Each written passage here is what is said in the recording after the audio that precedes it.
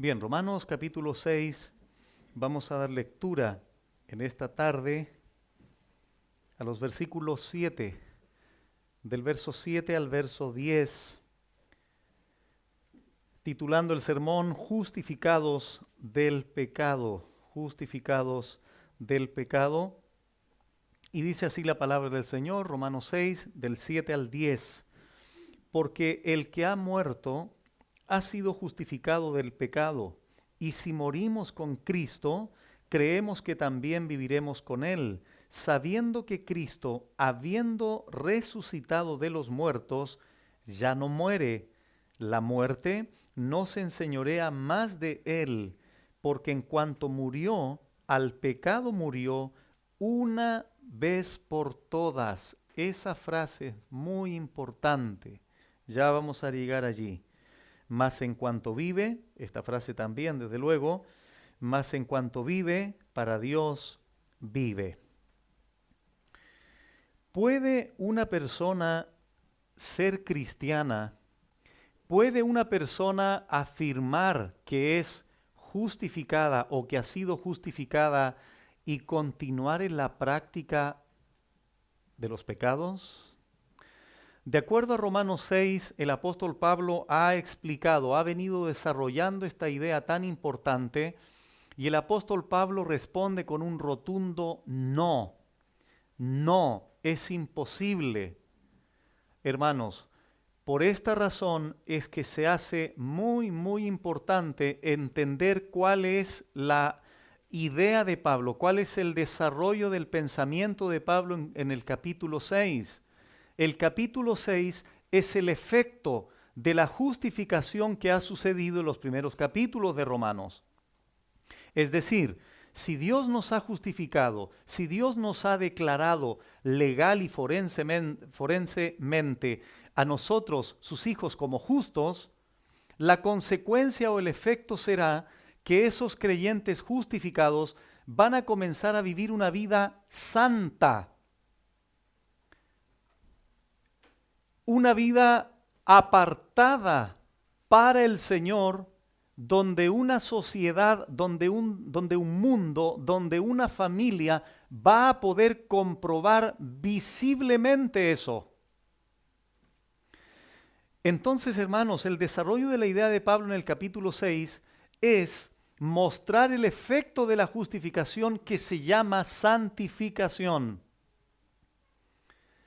Nadie, ninguna persona que va a una iglesia podría decir, el Señor me ha justificado, el Señor me ha perdonado, pero todavía estoy con una doble vida. Lo que pasa, pastor, es que tengo dos hombres viviendo en mí, el hombre viejo y el hombre nuevo. Hay un problema con eso, hermanos, porque la Biblia dice que el hombre viejo, ¿qué pasó con él? Murió, no existe. Solo hay un hombre nuevo que está viviendo en un cuerpo físico, corruptible, pero el hombre viejo murió. Entonces la lógica de Pablo no nos permite, hermanos, darnos la licencia de entender que puede haber una vida de un creyente doble. Porque si ha sido justificado, no va a perseverar en el pecado. Y todo esto es sobre la base del versículo 1. Recordamos brevemente, ¿qué pues diremos? ¿Perseveraremos en el pecado para que la gracia abunde? Él dice esto porque en el verso 20 dijo, cuando abundó el pecado, sobreabundó la gracia. Alguien podría pensar y decir en ese entonces, bueno, si Dios es un Dios lleno de gracia, yo quiero que muestre más gracia. ¿Cómo muestra más gracia? Pecando más. Eso es un pensamiento totalmente corrompido. No es eso lo que Pablo está explicando. Por tanto, todo lo que viene del verso 2 en adelante es la respuesta de esa pregunta. En ninguna manera. No podemos perseverar en el pecado, hermanos, si la gracia ya se manifestó a nosotros justificándonos. No puede. El creyente va a caer ocasionalmente, sí. El creyente va a cometer algún pecado de manera intermitente, sí, es verdad. Pero vamos a explicar, hermanos, las verdades que tenemos que comprender para que no cedamos al pecado. ¿Por qué razón? Porque ya no somos esclavos del pecado.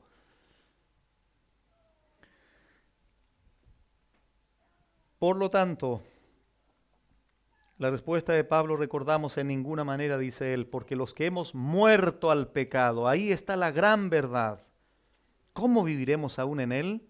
De hecho, la palabra muerte, hermanos, curiosamente aparece 14 veces, desde el verso 1 al 14.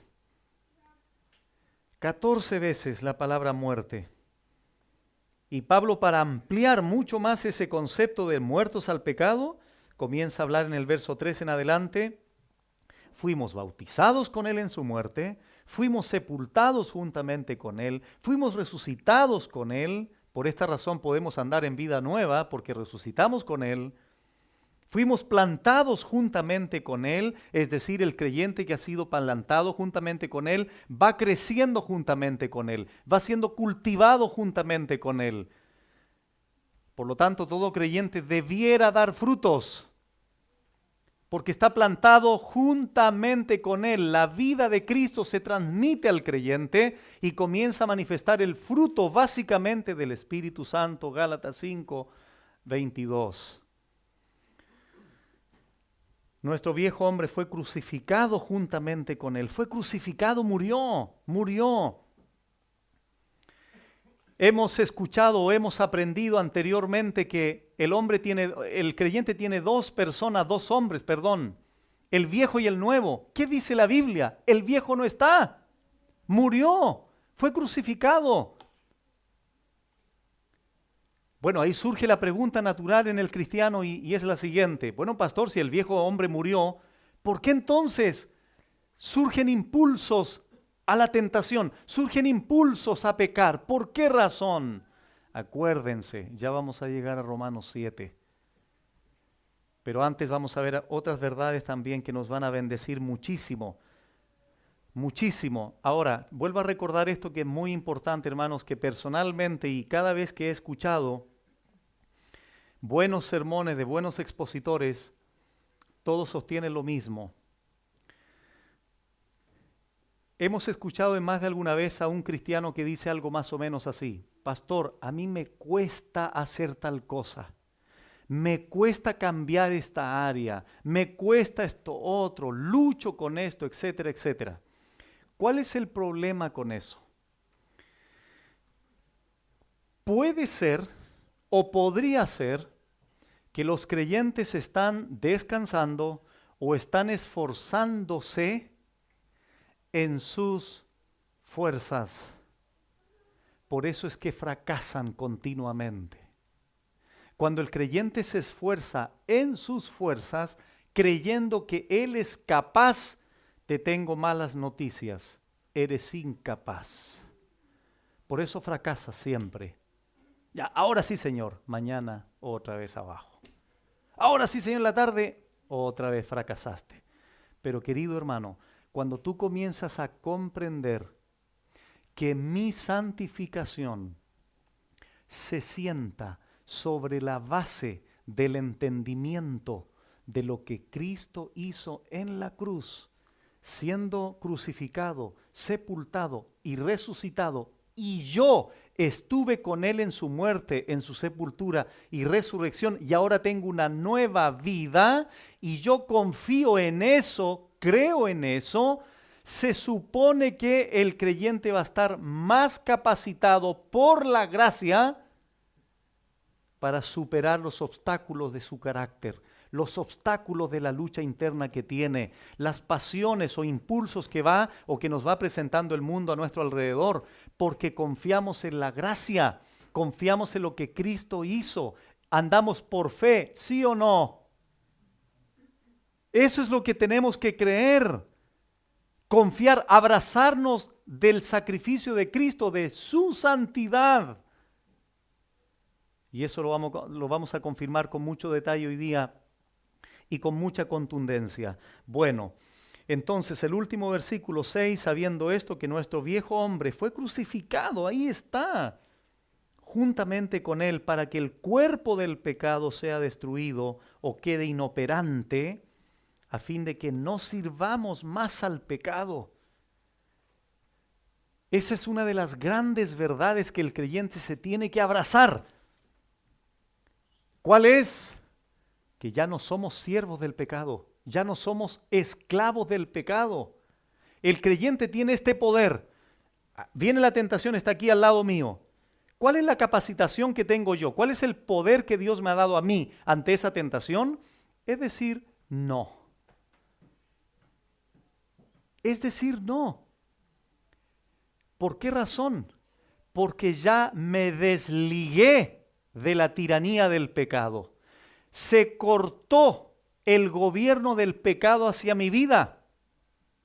Eso lo tienes que creer. Si no lo crees, vas a caer fácilmente en la tentación.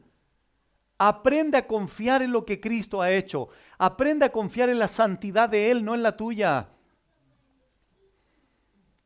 Y te vas a comenzar a dar cuenta, hermano, que vamos avanzando en la vida de victoria en victoria, de gloria en gloria, mirándonos como en un espejo, como dice Pablo a los Corintios, viendo la gloria del Señor allí y renovándonos cada día, siendo cada día más semejantes a Él. Bueno, y entramos al versículo 7 donde Pablo dice, porque el que ha muerto, otra vez Pablo subrayando esa verdad, porque el que ha muerto, eso es una realidad, hermano. Todos aquí asistimos a nuestro funeral. ¿Claro? ¿Tú fuiste a tu funeral? ¿Sabes cuándo fuiste a tu funeral? Cuando naciste de nuevo, porque ahí moriste al viejo hombre, ahí moriste. Cuando el Señor te transformó, cuando se te convirtió al Evangelio, con el mismo Evangelio. Porque el que ha muerto ha sido justificado, y ese es el énfasis hoy día, ha sido justificado del pecado. Estas dos frases, hermanos, del verso 7, unen el verso 6. Noten ustedes la frase del verso 6, crucificado juntamente con él, y el verso 7 lo explica diciendo, porque el que ha muerto está relacionado con eso, con la crucifixión del creyente en Cristo. Y después dice al final, a fin de que no sirvamos más al pecado. Eso está hablando de la liberación del poder del pecado con la frase del verso 7, justificado del pecado. Una pregunta relevante en base al verso 7, ¿quién es el que ha muerto?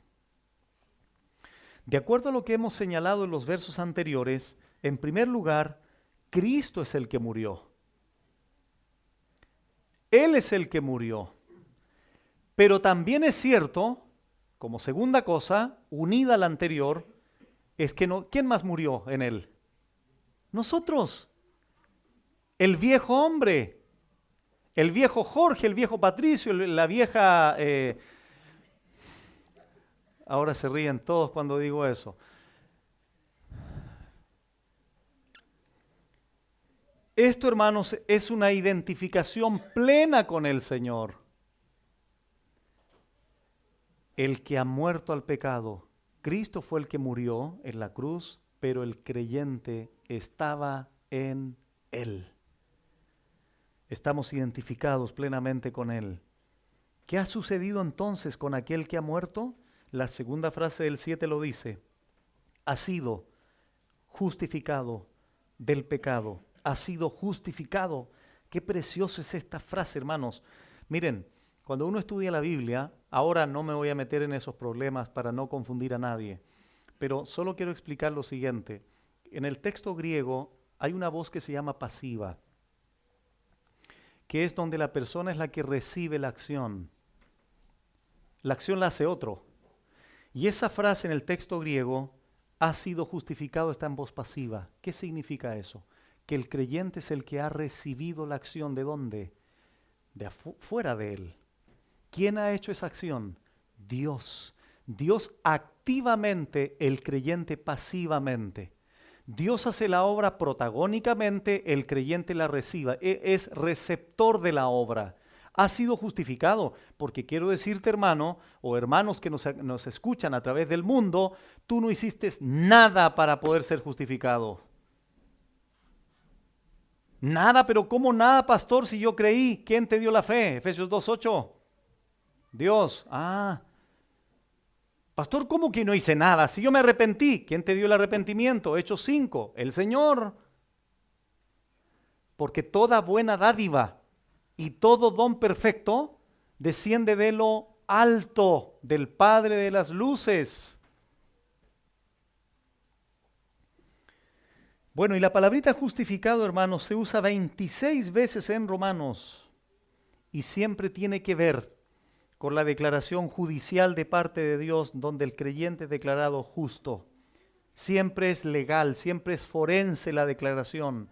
Pero consecuencia de esa declaración de justicia de Dios, el creyente automáticamente es liberado del pecado, y ese es el énfasis de la frase.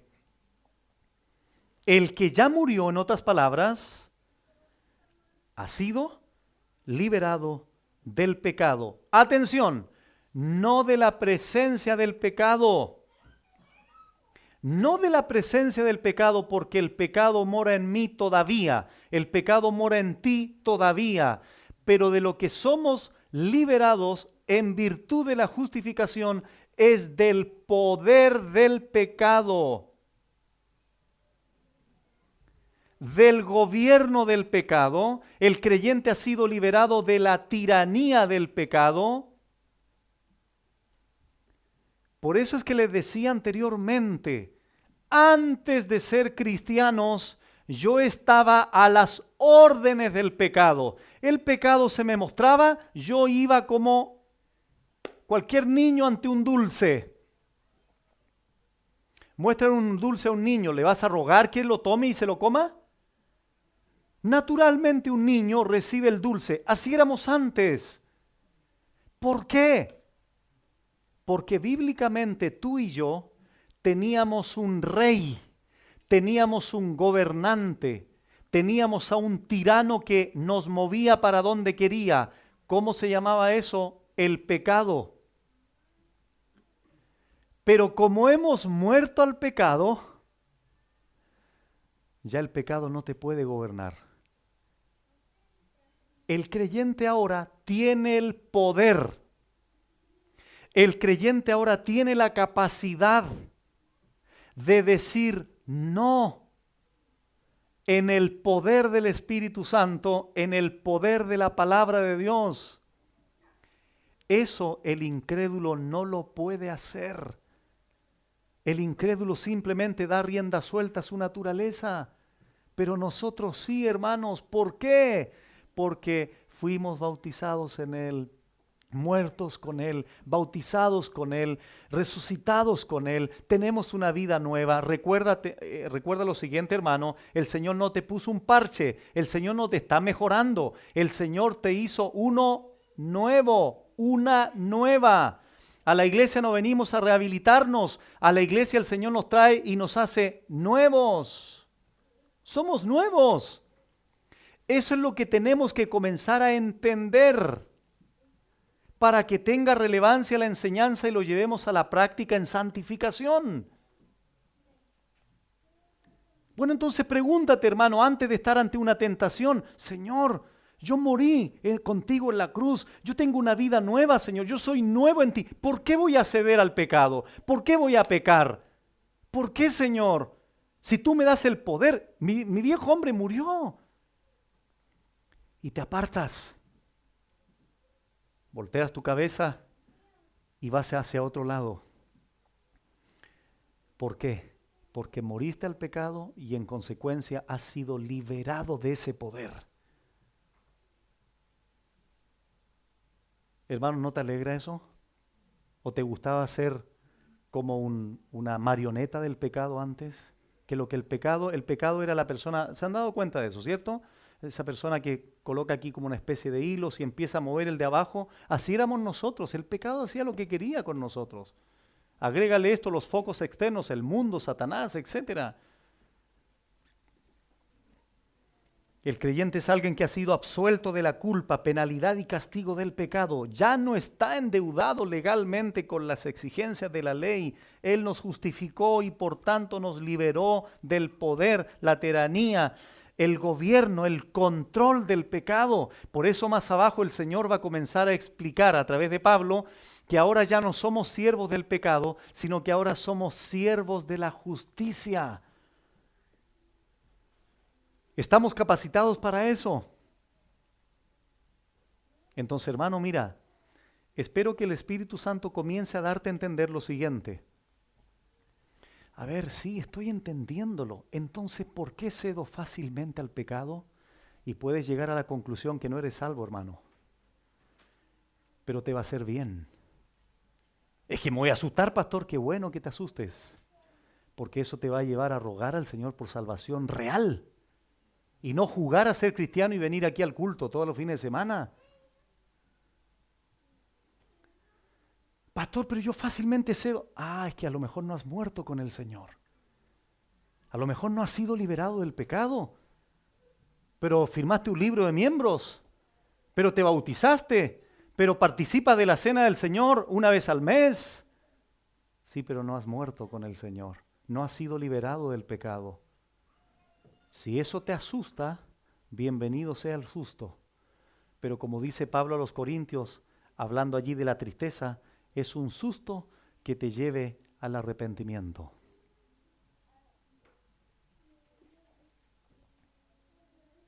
Ya no volvemos, hermanos, a estar en esclavitud jamás, nunca más.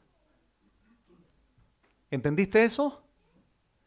Nunca más el creyente vuelve a estar bajo esclavitud del pecado. Nunca más es lo que el texto dice. No hay más control, no hay más gobierno del pecado. Hendriksen dice lo siguiente: la persona que por la gracia soberana de Dios ha sido regenerada y convertida, de modo que ya no se deleita en el pecado, sino que lo combate. Pastor, ¿de qué lucha? ¿Por qué habla usted de combate? Y yo, una tentación y cedo inmediatamente. No eres convertido. No eres convertido. No lo eres, de acuerdo a la Biblia. Una persona realmente convertida, voy a seguir leyendo, una persona realmente convertida, lo he dicho innumerables veces y lo voy a seguir diciendo hasta que el Señor nos lleve a su presencia. Una persona que comete pecados se duele y se dice a sí mismo: soy un miserable, Adiel. Soy un miserable, ¿por qué razón? Cuando comienzo a pensar, y tú cuando comienzas a pensar en todo lo que nuestro bendito Señor ha hecho por mi vida, y caer en el mismo pecado 10 veces, 15 veces, 20 veces, una y otra vez pidiendo perdón, una y otra vez en la misma situación, nos sentimos miserables. Por eso Pablo después, cuando dice en Romanos 7, él lo dice: hay una ley que está en mí, el mal está en mí. Por eso después Pablo termina diciendo en el capítulo 7, miserable de mí, dice Pablo. Eso es lo que tienes que decir tú. Porque todos nosotros, hermanos, nos falta demasiado para llegar a una semejanza real de nuestro Señor, en la práctica me refiero. Porque claro, posicionalmente somos justos delante de Dios, en eso no hay ninguna duda, pero Dios quiere que eso lo reflejemos en la vida cotidiana. Sigo leyendo. De modo que ya no se deleita en el pecado, sino que lo combate. ¿Puede estar segura esa persona de que Dios, en base a la expiación hecha por Cristo, le ha perdonado sus pecados, con el resultado de que esa persona es ahora verdaderamente libre, justificada ante Dios? El apóstol se refiere, añade Hendriksen, se refiere, por supuesto, dice, a morir al pecado. Esa determinación, tomada en base a la gracia y al poder de Dios, de no vivir más en el pecado. Cuando una persona ya no se siente cómoda en el pecado, puede estar segura que ha sido liberada de la culpa del pecado y que aún el poder que el pecado haya tenido sobre él se está desvaneciendo. Fin de la cita. Adelantémonos, por favor, capítulo 6, ahí mismo en Romanos 6, pero versículo 17 y 18. Aquí se enfatiza esta verdad con respecto a la frase justificado del pecado. Verso 17 y 18. Pero gracias a Dios que aunque erais, ¿en qué tiempo verbal está eso? Pasado pues. Erais esclavo del pecado. ¿Por qué erais? Porque ya no lo somos. Habéis obedecido de corazón aquella forma de doctrina a la cual fuisteis entregados y libertados del pecado. Eso se refiere libertados al poder, al control del pecado. Vinisteis a ser siervos de la justicia. Versículo 22. Mas ahora que habéis sido libertados del pecado y hechos siervos de Dios, tenéis por vuestro fruto la santificación y como fin la vida eterna. Cuando lleguemos a estos pasajes de la santificación de manera explícita, vamos a ahondar mucho más en lo que es la verdadera santificación de acuerdo a la Biblia. Ahora, la carne está ahí, el cuerpo de pecado está ahí, pero no tenemos que pecar, porque fuimos liberados de la tiranía del pecado.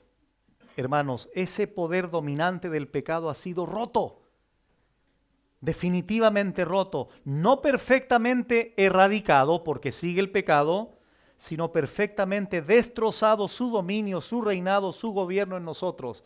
Amado hermano, un consejo, ya lo dije en cierta forma minutos atrás, un consejo que a mí personalmente me ha servido. Cuando decimos que andamos por fe, y aplicado a esta porción bíblica que estamos explicando ahora, cuando estés frente a una tentación, recuerda estas verdades. Recuerda lo que eres en Cristo. Recuerda que con Él moriste. Recuerda que tu viejo hombre fue crucificado. Recuérdalo. Te va a ayudar. Te va a ayudar a no ceder ante el pecado, porque el Espíritu Santo te va a recordar estas enseñanzas y va a traer a tu mente, pero Jorge, pero Juanito, pero Pepito, yo te liberé del poder del pecado. ¿Por qué cedes si no tienes ningún control del pecado ahora? ¿Por qué podrías ceder, hijo mío, si yo corté, destrocé el control del pecado sobre tu vida? ¿Por qué vas a ceder tan fácilmente? Eso te va a ayudar. Sí, Señor, tú vas a reaccionar y decir, sí, Señor, en realidad estoy puro perdiendo el tiempo aquí. ¿Cómo voy a dolerte? ¿Cómo voy a producirte dolor, Espíritu Santo? ¿Cómo? No, Señor, no. Y me desvío y pienso en otra cosa si es un mal pensamiento. Miro otra cosa si es algo que estoy mirando. Hago otra cosa si es algo que estoy haciendo. Pero insisto, estas verdades son las que me impulsan a desviarme de lo malo. Como lo vamos a seguir confirmando a continuación. Primera de Pedro capítulo 4. Primera de Pedro capítulo 4. Mientras buscan Primera de Pedro 4, quiero acentuar lo que dije anteriormente. Si aquí hay una persona, no importa quién seas, qué cargo tengas en la iglesia, no importa eso. Si hay una persona aquí que cuando ha pecado y te has dado cuenta, porque hay veces donde no nos damos cuenta, muchas veces el Espíritu Santo a través de una enseñanza o de manera personal nos va a recordar, etcétera, tenemos una conciencia. Pero si tú te das cuenta, hermano o hermana, y no te pasa nada, eso es grave. Eso es grave, porque un creyente normal, un creyente, digamos, naturalmente en la esfera espiritual, va a producir una inquietud interior. Algo tiene que suceder. ¿Por qué? Porque estás vivo para Dios. Tu viejo hombre murió.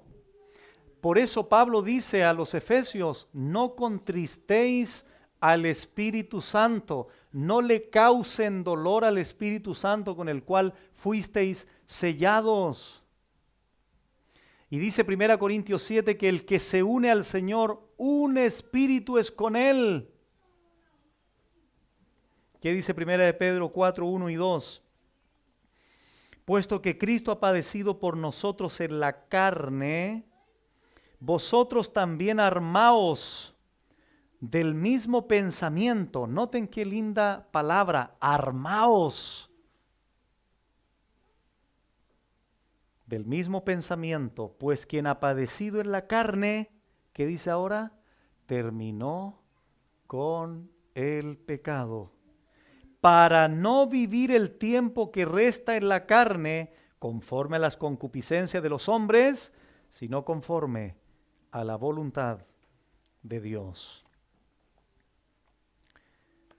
Esto, hermanos, es una verdad tremenda, maravillosa y reconfortante. Insisto, somos capacitados para decir no al pecado. Antes no lo podíamos hacer. Antes de manera natural cedíamos al pecado, ¿no es así?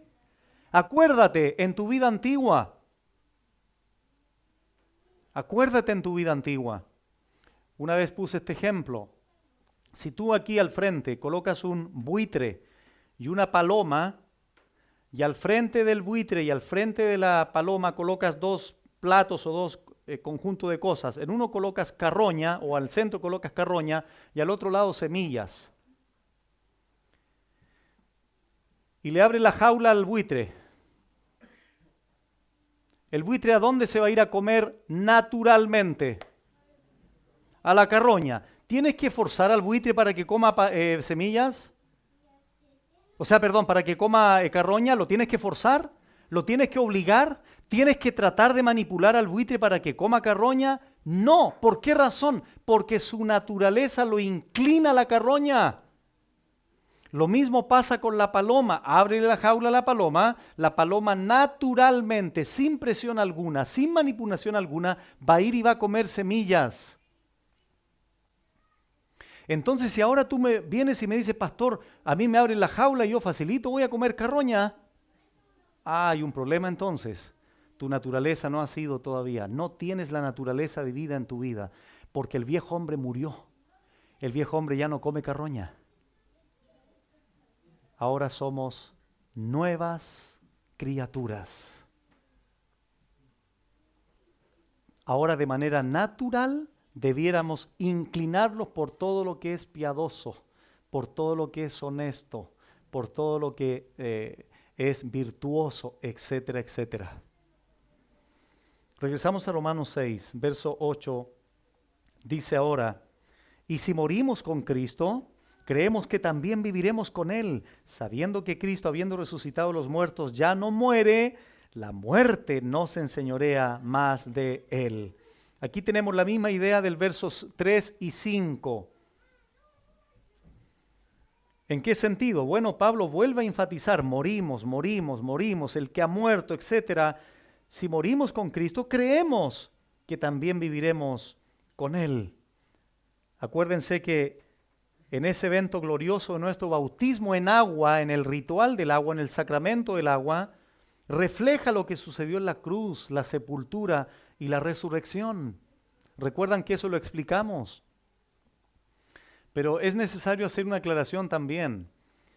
Hay creyentes que piensan, a mí me lo han dicho de hecho, pastor, el día del bautismo algo mágico me va a aparecer y como que no voy a seguir pecando más. ¿Por qué? Porque se están bautizando. Mira lo que dijo Martín Lutero. Pensé que el viejo hombre había muerto en las aguas del bautismo, pero descubrí que el infeliz sabía nadar. Ahora tengo que matarlo todos los días. ¿Y no es así? Esta gente que dice, hay algo mágico me va a pasar en el bautismo, salí del agua, pastor, vi hasta ángeles alrededor mío. Y se da cuenta en la tarde ahora una tentación, ¡ay, otra, la tentación! Y parece ser que, ¿y qué pasó con el bautismo? Podría preguntarse ese creyente, ¿no me trajo ningún poder especial? No, no trae ningún poder especial. Claro que es una linda señal de obediencia al Señor. Pero lo que te va a santificar es la palabra del Señor. Pablo dijo, si morimos con Él, esto es una realidad indiscutible. Hermano, ¿moriste con Él? ¿Estás muerto al pecado? ¿Moriste con Él? ¿Sí? ¿Tienes esa seguridad? Y sobre esta base creemos. Noten el verbo que utiliza. Creemos. Fe, fe, fe. Esto es clave. Si tú crees lo que te estoy diciendo ahora porque está bajo la autoridad de la palabra del Señor, eso te va a servir, hermano, para no seguir viviendo o reflejando la vida antigua. ¿Por qué razón Pablo dice si morimos con Él? Sino que además resucitamos con Él. Por eso podemos andar en vida nueva. Pero Pablo usa el verbo aquí, creemos. Esto es muy importante, creemos. Lleven por favor su mirada allí al verso 3. Quiero enseñar algo aquí brevemente pero relevante. ¿O no sabéis? Pablo aquí apela al intelecto. ¿O no sabéis? Aquí hay una información que deben todos de saber. Ahora, versículo 6. Sabiendo esto, Pablo dice en el 3, ¿o no sabéis? En el 6, sabiendo esto. Y en el verso 8 dice, creemos.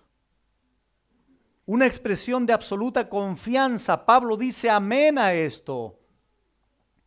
A este hecho histórico de la resurrección de Cristo. ¿Por qué, hermanos? Porque para que el creyente pueda andar en esta santidad, para que el creyente pueda reflejar estas verdades, las debe de conocer, las debe de comprender, las debe de creer. Por eso es que decía anteriormente, si tú no crees estas cosas, no vas a poder tener una vida victoriosa en el Señor, porque no lo crees. Pablo sustenta la fe en verdades absolutas de la palabra del Señor. Por eso él utiliza este verbo. ¿O no sabéis? Sabiendo esto, el saber, el conocer, el entender algo de estas verdades, me va a llevar a tener una fe potente, una fe consolidada, una fe sólida. Pablo dice, y si morimos con Cristo, que fue una realidad, creemos, involucrando a los romanos y a los creyentes en general, que también viviremos con Él. Su muerte es mi muerte, su resurrección es mi resurrección. No solo su muerte, hermano, fue vicaria y sustitutiva, sino que también su resurrección fue vicaria y sustitutiva. ¿Por qué razón? Porque yo morí con Él. ¿Por qué razón? Porque yo resucité con Él. Por eso no puedo andar en la vida antigua. Viviremos aquí, viviremos con Él. Versos antes, Pablo enseñó el vivir con Cristo en el tiempo presente. Es decir, esa vida resucitada hace énfasis a cuando el creyente ya ha resucitado, es decir, ha nacido de nuevo. Ahí el creyente ya comienza a vivir una vida nueva allí en el presente. Pero no es menos cierto que también esto involucra un futuro, es decir, vamos a resucitar con Él.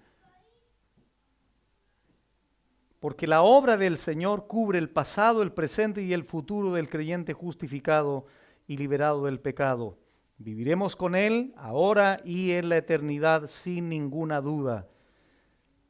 Si morimos con Cristo, creemos que también viviremos con Él. Sabiendo esto, verso 9, sabiendo que Cristo... Esto es lo que el creyente debe saber, debe entender, debe creer. Habiendo resucitado de los muertos, ya no muere, la muerte no se enseñorea más de él. Sabemos que Cristo ya no muere. ¿Cómo sabemos que Cristo ya no muere más? Porque Dios lo levantó de entre los muertos. ¿Cómo rompió el poder del pecado y de la muerte? Levantándose al tercer día de entre los muertos. Cristo venció el pecado y venció la muerte. Por esa razón la muerte ya no se enseñorea más de él. Cristo ya no muere más. Resucitó para no volver a morir nunca más. Escuchen, el hijo de la viuda de Sarepta, resucitado por Elías en el primer libro de Reyes, volvió a morir. El hijo de la mujer sunamita, resucitado por Eliseo, segundo libro de Reyes 4, volvió a morir. La hija de Jairo en Mateo 9, volvió a morir. El hijo de la viuda de Naín en Lucas 7, volvió a morir. Lucas 11, Lázaro resucitado volvió a morir. Eutico por Pablo cuando estaba dando un discurso muy largo en Hechos 20, volvió a morir. Solo Jesucristo resucitó para no volver a morir jamás. ¿Y sabes quién más? ¿Sabes quién más? Tú y yo. ¿Por qué? Porque estamos unidos, identificados a Él, en su muerte, en su sepultura y en su resurrección. Vamos a Apocalipsis 1. Mientras buscan Apocalipsis 1, aquí no hay que dar mucho tiempo porque lo encuentran rápido. El apóstol Juan, hermanos, fue el único discípulo que estuvo a los pies, varón me refiero, a los pies de la cruz. El apóstol Juan vio al Señor ensangrentado en la cruz. El apóstol Juan vio a nuestro bendito Señor allí atravesado por una corona de espinas, por clavos, atravesado por una lanza, junto a otras mujeres, incluida la Madre María. El apóstol Juan tiene esa visión de Cristo allí, real, genuina, en la cruz del Calvario, allí en el Gólgota. Sin embargo, cuando le es revelado el Apocalipsis estando en la isla de Patmos, el apóstol Juan ve algo interesante, y es lo siguiente. Apocalipsis 1:9 en adelante. Yo, Juan, vuestro hermano y copartícipe vuestro en la tribulación, en el reino y en la paciencia de Jesucristo, estaba en la isla de Patmos, llamada Patmos, por causa de la palabra de Dios y el testimonio de Jesucristo. Yo estaba en el Espíritu en el día del Señor, y oí detrás de mí una gran voz, como de trompeta, que decía: yo soy el Alfa y la Omega, el principio y el último. Escribe en un libro lo que ves y envíalo a las 7 iglesias que están en Asia: Éfeso, Esmirna, Pérgamo, Tiatira, Sardis, Filadelfia y la Odisea. Y me volví para ver, ahora ver, los sentidos de la vista ahora, porque anteriormente era solo el oído, escuchó una voz. Ahora él ve, ¿qué ve? 7 candeleros de oro, verso 13. Y en medio de los 7 candeleros, a uno semejante al Hijo del Hombre, vestido de una ropa que llegaba hasta los pies y ceñido por el pecho como un cinto de oro. Lo que quiero señalar aquí es que no tiene nada que ver con la visión que tuvo él un par de años atrás. Sangre, lanza, corona de espinas, una cruz, oscuridad en el día, etc. Aquí ve a un ser glorioso. Su cabeza, verso 14, y sus cabellos eran blancos como la lana, blanca lana, como nieve, sus ojos como llama de fuego, y sus pies semejantes al bronce bruñido, refulgente como en un horno, y su voz como estruendo de muchas aguas. Tenía en su diestra 7 estrellas, de su boca salía una espada aguda de 2 filos, y su rostro era como el sol cuando resplandece en su fuerza. Cuando le vi, caí como muerto a sus pies. Y él, es decir, Cristo, puso su diestra sobre mí, diciéndome: no temas, yo soy el primero y el último. Atención ahora, verso 18. Y el que vivo y estuve, tiempo pasado, muerto. Mas he aquí que vivo por los siglos de los siglos. Amén. Capítulo 2, verso 8. Y escribe al ángel de la iglesia en Esmirna, el primero y el postrero, el que estuvo, tiempo pasado, muerto y vivió, dice esto. Por último, verso 11 del capítulo 2, el que tiene oído, oiga lo que el Espíritu dice a las iglesias. El que venciere, aquí se refiere ahora a los creyentes, no sufrirá daño de la segunda muerte. ¿Por qué el que venciere no sufrirá daño de la segunda muerte? Porque este creyente que vence es el creyente que su muerte Cristo la llevó en la primera. Y como ese creyente ahora está identificado con Cristo en la cruz, en la muerte, sepultura y resurrección, ese creyente que venza no sufrirá la segunda muerte, porque la segunda muerte es la muerte definitiva y separación eterna de juicio de Dios con la sentencia del infierno eterno. Y nuestro juicio, ¿quién lo llevó en la cruz? Nuestro Señor. Nuestra muerte, ¿quién la murió en la cruz? Nuestro Señor. Nuestra sepultura, ¿quién la vivió? Nuestro Señor. Nuestra resurrección, ¿quién la vivió? Nuestro Señor en la cruz. Identificados plenamente con Él. Regresamos a Romanos 6. Y si morimos con Cristo, creemos que también viviremos con Él, sabiendo que Cristo, habiendo resucitado a los muertos, ya no muere. La muerte no se enseñorea más de Él. Atención a lo que voy a decir ahora. ¿La muerte gobernó al Señor, sí o no? ¿Se enseñoreó del Señor, sí o no? Sí. Temporalmente. Pablo está personificando la muerte en Romanos 6 como si fuera un tirano, un gobernador, un dictador. Pero el apóstol Pablo dice que la muerte no se enseñorea más de él. Pero lo hizo temporalmente en la cruz porque Cristo murió verdaderamente, pero no definitivamente su gobierno del pecado frente a Cristo. Y noten aquí, hermanos, en Juan 19:30, lo que dice. Cuando Jesús hubo tomado el vinagre, dijo, consumado es. Y esta frase es la que quiero enfatizar. Y habiendo inclinado la cabeza, entregó el Espíritu. O entregó el Espíritu es igual a murió. Pero ¿qué es lo interesante de esto? ¿Por qué estoy ligando este pasaje con Romanos 6, versículo 9? ¿Qué dijo Pablo en Romanos 6, 9? La muerte no se enseñorea más de él. La muerte, hermanos, estuvo allí real. Cristo vivió la muerte verdaderamente en la cruz del Calvario de manera temporal. Pero ¿notan ustedes lo interesante cuando la Biblia dice, y habiendo inclinado la cabeza, entregó el Espíritu? Mira, cuando alguien muere, primero muere, después se inclina la cabeza. ¿No es así? A ver, si yo muero ahora, ¿se entiende? ¿Qué dice la Biblia? Cristo primero inclina la cabeza, luego muere. Cristo estaba diciendo, ahora muerte, ven por mí. Tengo hasta el control de la muerte.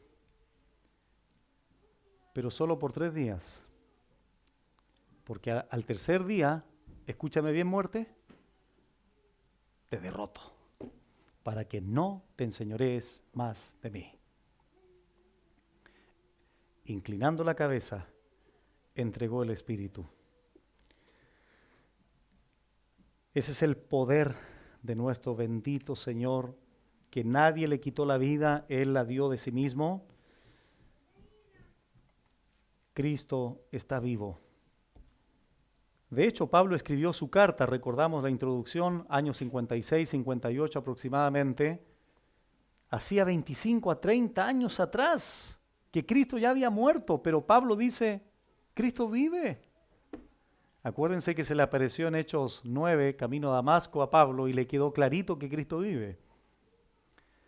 Por eso ahora tiene toda la autoridad para escribir y decir, Cristo vive. ¿Es verdad murió? Sí. ¿Es verdad fue sepultado? Sí. Pero resucitó al tercer día. Y ustedes, creyentes en Roma, murieron con Él, fueron sepultados con Él. Su viejo hombre fue crucificado con Él, etcétera, etcétera, etcétera. Entonces, ¿por qué serviremos al pecado? No tiene sentido. Es como si Pablo le dijera a los hermanos en Roma. Versículo 10 para terminar. Porque en cuanto murió, al pecado murió. Y qué linda frase. Ojalá que esto lo estuvieran escuchando algunos católicos que celebran la misa. Lo voy a leer en voz alta para que esto se escuche muy bien en todo el mundo. Dice, porque en cuanto murió nuestro Señor, al pecado murió una vez por todas. No como en las misas, una y otra vez. muriendo y muriendo y muriendo y muriendo y sacrificio tras sacrificio tras sacrificio. Cristo murió una sola vez y para siempre. Su sacrificio fue suficiente. Su sacrificio fue pleno, su sacrificio fue absoluto, su sacrificio fue total. No hay nada más que agregarle al sacrificio del Señor. Agregarle algo sería menospreciar la cruz. Agregarle algo sería menoscabar el sacrificio bendito y maravilloso de nuestro Señor. Por eso es que es una torpeza, hermanos, teológica, enseñar de que la salvación más obras es igual a salvación. Eso no es así. Somos salvos por gracia en el inicio de la salvación, somos salvos por gracia en el desarrollo de la salvación y somos salvos por gracia en la consumación de la salvación.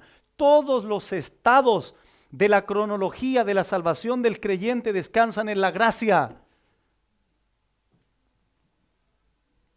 El sacrificio fue perfecto. ¿En qué aspecto murió al pecado? Como dice el verso 10. Bueno, murió a la culpabilidad del pecado. Ese es el sentido legal, forense. Pagó la paga del pecado. Cristo pagó todo. Por eso dijo tetelestai en arameo, consumado es. Pagó todo el castigo, la demanda del pecado. Ahora por eso yo tampoco tengo que pagar nada más, porque morí con Él. Y en segundo lugar, murió al pecado, tiene que ver que murió al poder del pecado, como ya lo hemos explicado. Rompió el poder del pecado. Él llevó en su propio cuerpo nuestros pecados. Cuando Cristo murió, llevó el peso del pecado, la culpabilidad del pecado, y cuando Él resucitó, rompió ese poder del pecado. Cristo murió al pecado como poder reinante, dominándolo temporalmente en la cruz, repito. Pero el dominio del pecado se deshizo ante la obra absoluta, plena y suficiente del Hijo de Dios. Cristo el Cordero murió al pecado una vez por todas. Qué linda frase, una vez por todas. Vamos a Hebreos, por favor, capítulo 7. Hebreos 7, versículo 26 y 27. Dice así: porque tal sumo sacerdote nos convenía, santo, inocente, sin mancha, apartado de los pecadores y hecho más sublime que los cielos, que no tienen necesidad cada día, como aquellos sumos sacerdotes del orden de los levitas. Ellos morían, tenían que ser sucedidos por otros, etc. Como aquellos sumos sacerdotes, de ofrecer primero sacrificios por sus propios pecados y luego por los del pueblo. Porque esto lo hizo, ¿quién lo hizo? Cristo, una vez para siempre, ofreciéndose a sí mismo. Otra vez el énfasis, lo que Cristo hizo hace 2000 años atrás, allí en el monte Calvario, lo hizo una vez para siempre. No es repetible, no es replicable.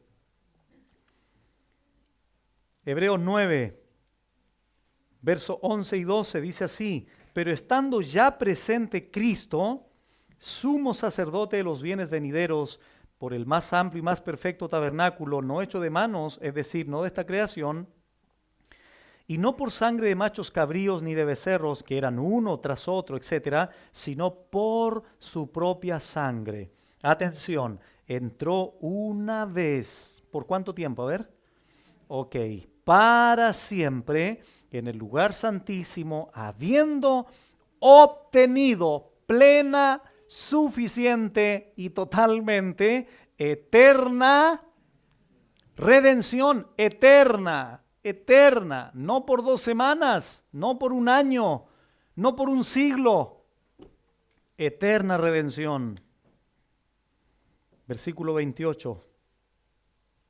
Así también Cristo fue ofrecido una sola vez. ¿Por qué creen ustedes, hermanos, el énfasis aquí? Una sola vez, una sola vez. Así también Cristo fue ofrecido una sola vez para siempre para llevar los pecados de muchos y aparecerá por segunda vez, sin relación con el pecado, para salvar a los que le esperan. 10:10, Hebreos 10:10. En esa voluntad somos santificados. Mira, hermanos, somos santificados mediante la ofrenda del cuerpo de Jesucristo, hecha una vez para siempre. Fue una muerte definitiva, plena, total, suficiente. No puede morir de nuevo porque satisfizo plenamente las demandas de la ley de manera perfecta. Pagó el pecado perfectamente en la cruz. La implicación para nosotros es que nosotros tampoco moriremos más, porque dijo en Juan 11, el que cree en mí, aunque esté muerto, vivirá. Pablo termina diciendo en Romanos 6, porque en cuanto murió al pecado, murió una vez por todas, mas en cuanto vive, para Dios vive. Cristo vive para Dios, Cristo vive en comunión eterna con su Padre, recuperó su lugar de gloria a la diestra de su Padre. Y el mismo Señor te ha dado las herramientas, querido hermano, para vencer, para vivir tu gloriosa fe en la palabra del Señor, en su Espíritu Santo, etcétera, etcétera. Relacionados con Adán, de acuerdo a Romanos 5, vivíamos al pecado. Relacionados con Cristo, morimos al pecado. Por lo tanto, si ahora Cristo vive para Dios, debe ser la misma experiencia del creyente. Yo vivo para Dios, o debería vivir para Dios, y tú deberías vivir para aquel con el cual moriste, fuiste sepultado y resucitaste con él. Esa es la pregunta. ¿Vives para él?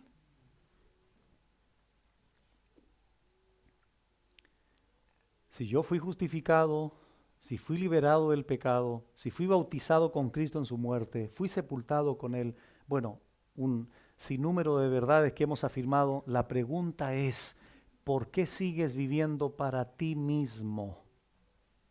¿Por qué sigues viviendo para tus propios intereses si se supone que si el Señor te compró con un precio de sangre, no con cosas corruptibles como oro, plata, sino con su sangre preciosa, ¿por qué sigues viviendo para otras cosas que no valen la pena en esta vida? Cristo vive para Dios, yo vivo para Dios.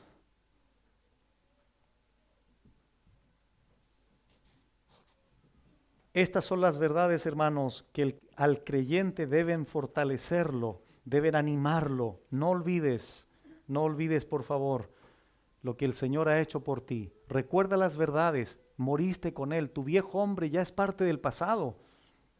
Descansa en esas cosas, cree en eso, ejercita tu fe en esas verdades y eso te va a ayudar a no reflejar. Porque acuérdense, los muertos no hablan, los muertos no reaccionan. Si tú eres un muerto espiritualmente porque ahora el Señor te dio vida espiritual, ¿por qué reaccionamos ante el pecado fácilmente? Debiera haber una lucha con nuestra carne, con nuestro cuerpo de pecado, que lo vamos a explicar en las próximas enseñanzas, pero el próximo domingo, si Dios lo permite, vamos a explicar verdades maravillosas, hermanos, que a mí personalmente me han bendecido mucho. Ustedes saben que esta es mi 9ª vez que enseño Romanos, pero en esta 9ª vez, hermanos, ha sido una bendición tan grande porque hay cosas que no entendían las primeras veces y son las que quiero con la ayuda del Señor transmitir a ustedes. Hermanos, no nos podemos cambiar a nosotros mismos, no podemos. Tenemos la capacidad del Espíritu Santo para vivir una vida gloriosa, una vida realmente en victoria. Y termino con esta frase que dijo un hombre: Cristo fue hecho lo que el pecador era, para que el pecador sea hecho lo que Cristo es. Oramos. Padre, gracias por tu palabra bendita. por tu palabra que es viva y eficaz, por tu palabra que es como martillo que quebranta la peña.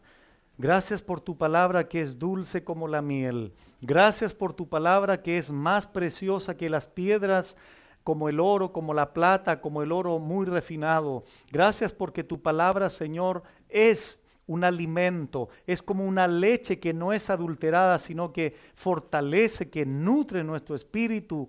Y cada día, Señor, vamos comprendiendo verdades del Evangelio que nos ayudan, Señor, a vivir una vida realmente nueva, como es la vida que nos has regalado por gracia mediante la fe. Que esta palabra pueda bendecir, pueda fortalecer a mis hermanos, para que todos los que estamos aquí comencemos ahora, Señor, a reflejar una esclavitud a ti, no al pecado, porque ya morimos a él, fuimos crucificados, nuestro viejo hombre. Ahora, por tanto, tenemos una experiencia de vida nueva en ti. Tú comunicas, Señor, tú transmites por tu palabra, por tu glorioso Espíritu Santo a nosotros tu carácter, tu fruto, el amor, el gozo, la paz, la benignidad, la templanza, el dominio propio. Señor, la misericordia, tu justicia, la verdad. Señor, cada día queremos parecernos más a ti. Es el propósito de la predestinación, hacernos conformes a la imagen de tu Hijo, para que hoy día, Señor, como dijo el apóstol Pablo a los Gálatas, con Cristo estoy juntamente crucificado, y ya no vivo yo, mas vive Cristo en mí. Y lo que ahora vivo en la carne, lo vivo en la fe del Hijo de Dios. Gracias, Señor, por tu palabra, porque ella ha sido engrandecida junto con tu nombre sobre todas las cosas. Gracias en el nombre de Jesús. Amén.